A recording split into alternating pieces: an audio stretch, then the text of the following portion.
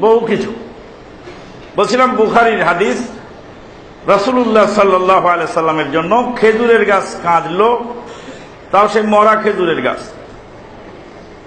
রাসূল সাল্লাল্লাহু আলাইহি সাল্লামকে মহব্বত করার কারণে, মহব্বত সহ্য না করতে পেরে খেজুরের গাছ কাঁদলো। উহুদের পাহাড় রাসূলুল্লাহ সাল্লাল্লাহু আলাইহি সাল্লামকে ভালোবাসত। রাসূলুল্লাহ সাল্লাল্লাহু আলাইহি সাল্লাম উহুদের পাহাড়কে ভালোবাসত। পশু পাখির মধ্যে ভালোবাসা আছে, ভালোবাসা আছে জড় পদার্থের মধ্যে। চম্বুক লোহাকে ভালোবাসে, আসমান জমিনকে ভালোবাসে, মধ্যাকর্ষণ শক্তি একে অপরকে ভালোবাসে। যেই ভালোবাসার কারণেই পৃথিবীটা টিকে আছে। ভালোবাসাটা নষ্ট হবে তখন পৃথিবী ধ্বংস হবে। হাদিসে জিবরাইল আমিন আলাইহিস সালাতু ওয়াস সালাম রাসূলুল্লাহ সাল্লাল্লাহু আলাইহি সাল্লামকে জিজ্ঞাসা করলেন যে কিয়ামত কখন হবে।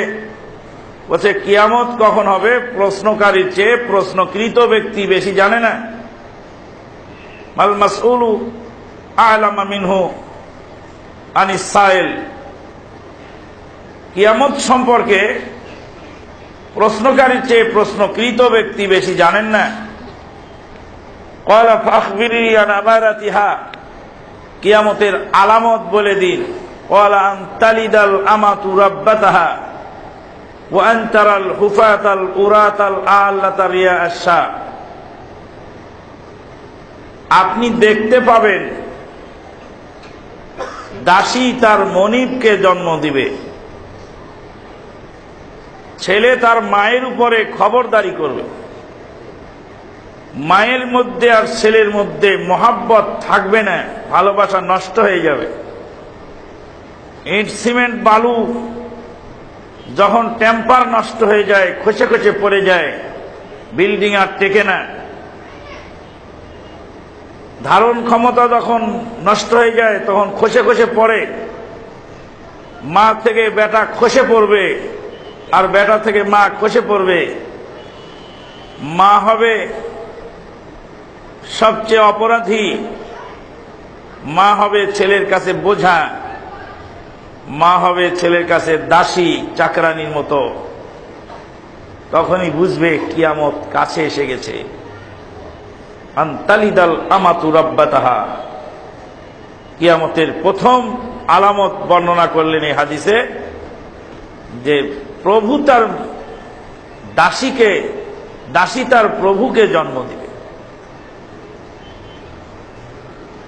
পৃথিবীর বুকে সবচেয়ে হতভাগা সেই যে তার মাকে চেনে না। মায়ের সাথে সম্পর্ক যার খারাপ, পৃথিবীতে দুনিয়া আখেরাতের সবচেয়ে বড় অপরাধী সেই ব্যক্তি যার মায়ের সাথে সম্পর্ক খারাপ।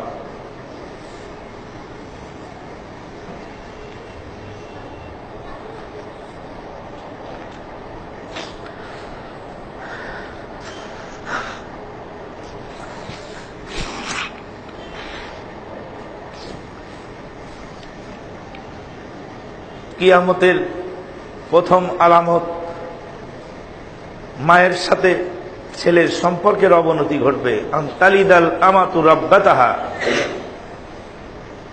হতভাগা সেই যুবক, যেই যুবক বন্ধু বান্ধবের পিছনে হাজার হাজার টাকা খরচ করে, অথচ তার বিধবা খালা বসে আছে, তরকারি নেই, ভাত নেই। হতভাগা সেই যুবক, যেই যুবক অগণিত টাকা ব্যয় করে বন্ধু বান্ধবের পিছনে, অথচ তার বোন পেটের দুঃখে গার্মেন্টসে চাকরি করতে গিয়ে ইজ্জত হুরমত সব হারিয়েছে। হতভাগা সেই যুবক, যেই যুবক বেঁচে থাকতেই তার মা পরের বাড়িতে কাজ করে খায়, মায়ের ভরণ পোষণের জিম্মাদারি সে গ্রহণ করতে পারেনি। হতভাগা সেই যুবক, যে স্ত্রীর কথায় সংসার থেকে বেরিয়ে গিয়ে মায়ের উপরে টর্চারিং করেছে। তালিদাল আমাতু রাব্বাতাহা ওয়া আনতারাল হুফাতাল উরাতাল আল্লাতা রিয়া আশ-শা।